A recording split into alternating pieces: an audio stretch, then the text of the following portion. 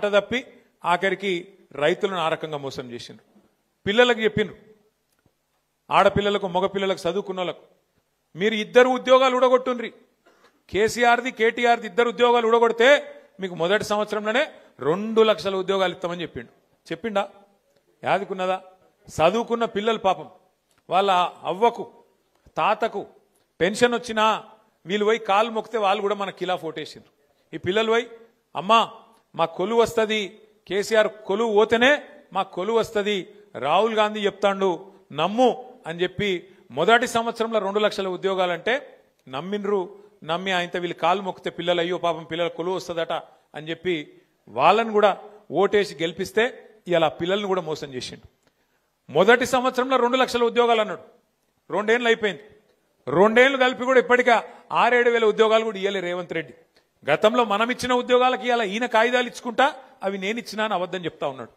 అట్లాగే రైతులను మోసం, మగపిల్లలను మోసం, ఆడపిల్లలను మోసం, మహిళల్ని కూడా మోసం చేసిండు. ఎన్ని కథలు చెప్పిండు మహిళలకు.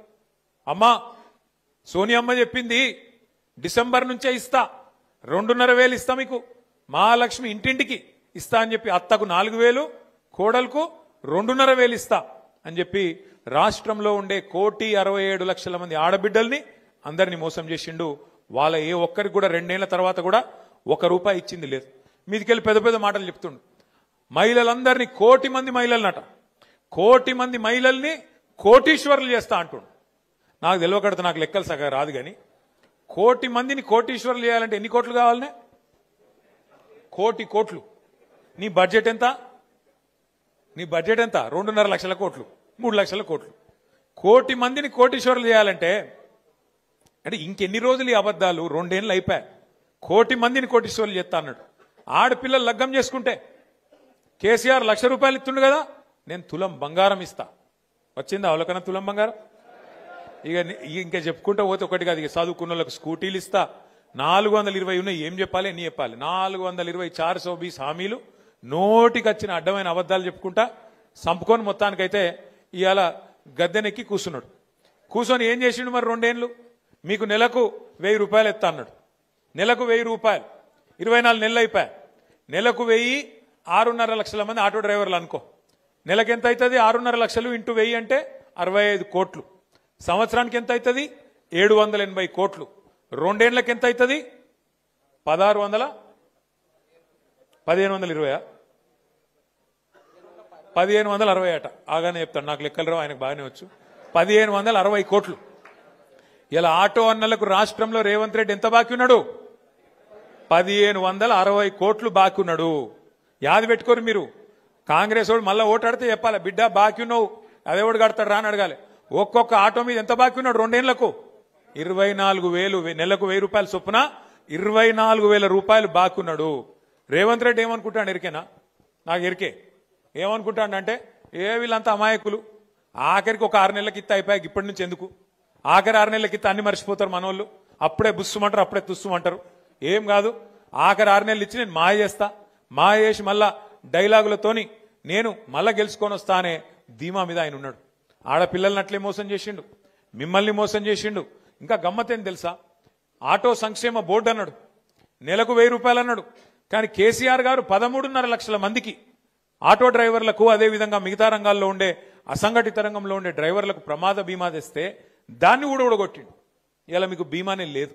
అందుకే పోయినసారి సతీష్ ఆత్మహత్య ప్రయత్నం చేసినప్పుడు ఎల్లారెడ్డిపేటలో ఆ అశ్విని దవాఖానకు పోతే అక్కడ బయటకు వచ్చినాక నేను ఆగన్నకు, మన రామ్మోహన్కు, మనోళ్ళందరికీ చెప్పి అట్లా కాదు, మనమన్నా చేద్దాం, ఈ ప్రభుత్వానికి సిగ్గు రావాలి, వీళ్ళకి నిజంగా సిగ్గు లేదు, ఉన్నది కూడా ఊడగొట్టిండి ఈయన అని చెప్పి ఆలోచించి లెక్కలు తీస్తే మనోళ్ళు ఏం చెప్తున్నారంటే దగ్గర 7 నుంచి 8 వేల మంది ఆటో డ్రైవర్లు ఉంటారు మన రాజన్న సిరిసిల్ల జిల్లాలో అని చెప్పిండ్రు.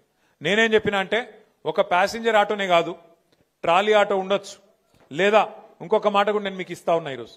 ఒక ప్యాసింజర్లు మాత్రమే కాదు, ప్యాసింజర్ ఆటోలు మాత్రమే కాదు, ట్రాలీ ఆటోలు కానీ, వ్యాన్లు కానీ, అట్లాగే జీపులు కానీ, లారీలు కానీ, ట్యాక్సీలు కానీ, ట్రాక్టర్లు కానీ, వాళ్ళ లిస్టు కూడా తీయండి. వాళ్ళకు కూడా సంక్రాంతి వరకు వాళ్ళందరూ కూడా ఇన్సూరెన్స్ చెప్పిద్దామని చెప్పి కూడా నేను మీకు విజ్ఞప్తి చేస్తా ఉన్నాను. చాలా చాలా చాలా సంతోషం, మంచిగా అనిపించింది. లక్ష్మీనరసింహారావు గారు మాట్లాడితే వారు అన్నారు వాళ్ళకు ఆరోగ్య సమస్య వస్తే నేను కార్డు ఇస్తా, మా కరీంనగర్లో మా చెల్మేడ ఆనందరావు దవాఖాన ఉంది, ఆ దవాఖానాలో ఉచితంగా వైద్యం ఇప్పిస్తా అన్నారు. వారికి కూడా గట్టిగా సపట్లు కొట్టి ఒకసారి అభినందనలు చెప్పాలని చెప్పి కూడా నేను కోరుతా ఉన్నా. ఈరోజు మనం రాజన్న సిరిసిల్ల జిల్లాలో తీసుకున్న ఈ కార్యక్రమం నాకు తెలిసినంత వరకు ఇంతకుముందు రాంబాబు యాదవ్ గారు చెప్పినట్టు ఒక 10 మందికి ఆలోచన కలిగిస్తుంది, 10 మందికి ప్రేరణ కలిగిస్తుంది, మిగతా జిల్లాలో కూడా కదలిక వస్తుందని చెప్పి నేను ఆశిస్తా ఉన్నా. మే 1 కార్మిక దినోత్సవం తప్పకుండా నేను రాంబాబు యాదవ్ గారిని కూడా కోరుతా ఉన్నా. మరి ఇప్పుడు మనం డిసెంబర్ మాసంలో ఉన్నాం, జనవరి, ఫిబ్రవరి, మార్చ్, ఏప్రిల్ ఇంకా 4 నెలలు ఉంది. ఈ 4 నెలల్లో మొత్తం అన్ని జిల్లాల్లో కూడా ఆటో కార్మికులను సంఘటితం చేయండి. రాబోయే బడ్జెట్లో గనక రాష్ట్ర ప్రభుత్వం ఆటో సంక్షేమ బోర్డు పెట్టకపోతే హైదరాబాద్ లో మహాధర్నాకు దిగుదాం పెద్ద ఎత్తున హైదరాబాద్ లో. ఎందుకంటే మీకు తెలుసు, సరిగ్గా 16 ఏళ్ల కింద కేసీఆర్ గారు ఇదే డిసెంబర్ నెలలో కొట్లాడితేనే తెలంగాణ వచ్చింది. కాంగ్రెస్ వాడు ఏది మర్యాదగా ఇయ్యాడు, గల్లా పట్టుకుని క్యాబే అంటేనే ఇస్తాడు, గల్లా పట్టుకోవాలి క్యారే అంటేనే ఇస్తాడు తప్ప లేకపోతే ఇయ్యడు. అందుకే నేను అంటున్నా, మర్యాదగా బడ్జెట్లో పెట్టినరా సరే సరి, లేదంటే ఫిబ్రవరి మాసంలో బ్రహ్మాండంగా హైదరాబాద్ లో ఒక మహాధర్నా కార్యక్రమం పెట్టుకుందాం.